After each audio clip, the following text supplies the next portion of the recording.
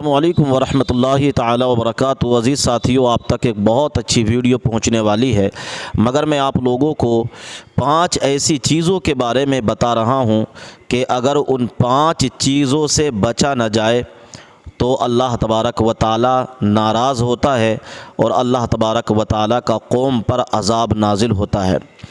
فرمایا گیا، اے لوگو 5 چیزوں سے بچو اس سے پہلے کہ تم پر کوئی بلا نازل ہو جائے۔ وہ 5 چیزیں کون سی ہیں؟ پہلی چیز ہے، فرمایا گیا جس قوم کے اندر ناپ تول میں کمی کی جاتی ہے اللہ تعالیٰ ان پر قحط سالی مسلط کر دیتا ہے اور ان کے پھلوں میں اور ان کے کھیتیوں میں اللہ تبارک و تعالیٰ کمی فرما دیتا ہے۔ آج ہم دیکھیں، ہم میں سے جو دکاندار ہیں، جو کاروباری لوگ ہیں، اکثر وہ ناپ تول میں کمی کر رہے ہیں۔ آج ہم کہتے ہیں کہ ہمارے مالوں میں کمی ہو رہی ہے، ہماری کھیتیوں میں کمی ہو رہی ہے، پھلوں میں کمی ہو رہی ہے۔ اس کی وجہ یہ ہے کہ ہم نے جو شریعت مطہرہ کا فرمان تھا اس کو چھوڑ دیا۔ فرمایا گیا جب ناپ تول میں کمی کی جاتی ہے تو اللہ تبارک و تعالی اس قوم پر جو ہے قحط مسلط فرما دیتا ہے، ان کے پھلوں میں، ان کی کھیتیوں میں کمی ہو جاتی ہے۔ تو پہلی اس چیز سے ہمیں اور آپ کو بچنا چاہیے کہ ناپ تول میں کمی نہ کریں، بلکہ پورے طریقے سے جو بھی سودا طے ہو ناپ تول کریں۔ دوسرا گناہ ہے، فرمایا گیا جو قوم اللہ تبارک و تعالیٰ کے فرمان کے علاوہ، یعنی قرآن کریم کے فیصلے کے علاوہ کوئی اور فیصلہ کرتی ہے تو پھر کیا ہوتا ہے، اللہ ان کو گروہوں میں تقسیم کر دیتا ہے اور ایک دوسرے کا عذاب چکھاتا ہے۔ آج دیکھیے ہماری قوم کے اندر اگر قرآن عظیم کے مطابق فیصلے نہیں ہوں تو وہ فیصلہ کامیاب نہیں ہوتا ہے، بلکہ اس میں یا تو کوئی خامی پیدا ہو جاتی ہے، یا وہ رشتہ ٹوٹ جاتا ہے، یا وہ فیصلہ کچھ دنوں کے بعد ختم ہو جاتا ہے۔ صحیح فیصلہ وہ ہے جو قرآن و حدیث کے مطابق کیا جائے۔ فرمایا گیا جو قوم قرآن و حدیث کے مطابق فیصلہ نہ کرے اللہ تبارک و تعالی ایسی قوم کو گروہوں میں تقسیم فرما دیتا ہے۔ تیسرا جو ہے، فرمایا گیا جو قوم زکوٰۃ روک لیتی ہے، یعنی اللہ نے جو مال دیا ہے اس کی زکوٰۃ روک لیتی ہے تو اللہ تبارک و تعالی آسمان سے بارش روک لیتا ہے۔ اگر یہ جانور نہ ہوں تو اللہ تعالیٰ ایک بھی بوند نہ برسائے۔ عزیز ساتھیوں، آج ہم اور آپ دیکھیں ہم میں سے کتنے لوگ ایسے ہیں جو اپنے مالوں کی زکوٰۃ دے رہے ہیں، کتنے لوگ ایسے ہیں جو اپنے مالوں کی زکوٰۃ دے رہے ہیں، اپنا حق ادا کر رہے ہیں، غریبوں میں جو ہے ان کا خیال رکھ رہے ہیں، ان کی دیکھ ریکھ رکھ رہے ہیں۔ ہم میں سے کتنے لوگ ایسے ہیں؟ فرمایا گیا جب یہ قوم زکوٰۃ روک لیتی ہے تو اللہ تبارک و تعالی قوم سے بارش کو روک لیتا ہے۔ اس لیے اگر اللہ نے دیا ہے تو زکوٰۃ ادا کریں۔ ایک گناہ یہ ہے، فرمایا گیا جو قوم اپنا عہد توڑتی ہے تو اللہ ان پر ان کے دشمنوں کو مسلط کر دیتا ہے۔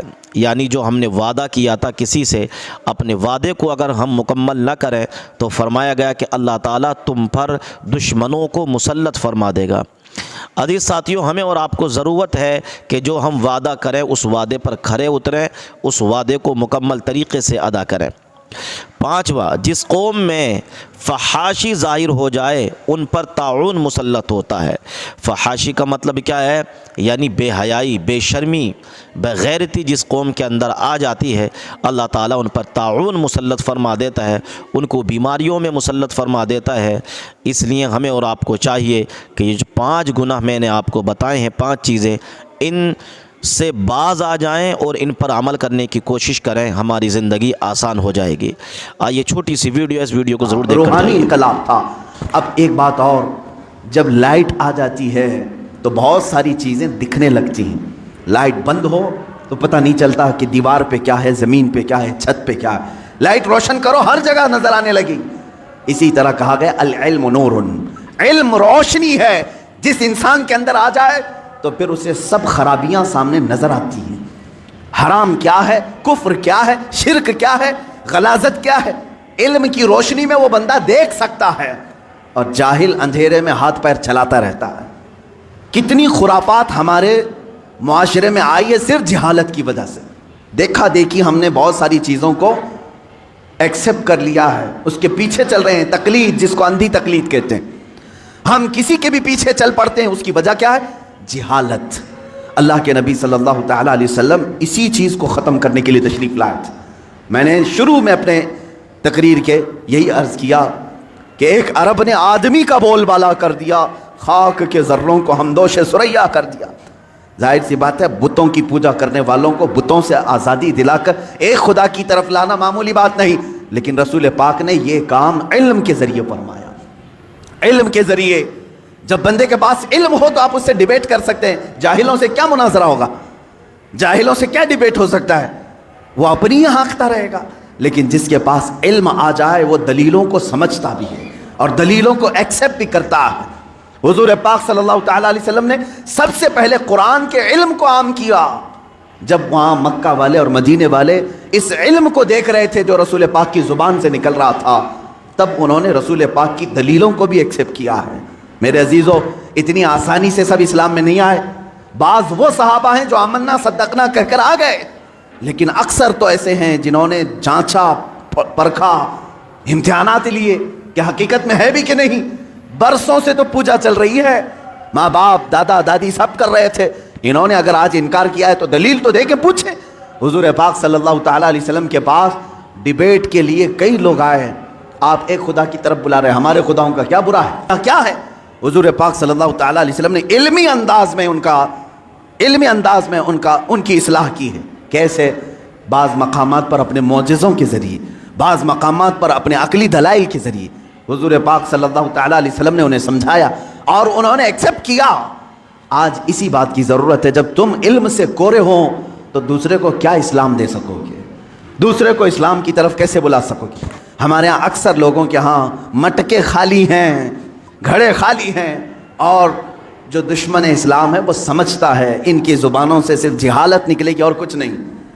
علمی طریقے سے رد ہو تو آج بھی دلائل کے سامنے دنیا مجبور نظر آئے گی، مجبور ہوگی۔ عزیزان گرامی وقار، میں رسول پاک صلی اللہ تعالیٰ علیہ وسلم کے اس ریولیشن کو چاہتا ہوں کہ آپ روح کا انقلاب لے آؤ، روح کی تبدیلی لے آؤ۔ چہرے بدل لینے سے کچھ نہیں ہوتا۔ بعض لوگ داڑیاں تو رکھ لیے لیکن ان کے روح کی گندگی جا نہ سکی۔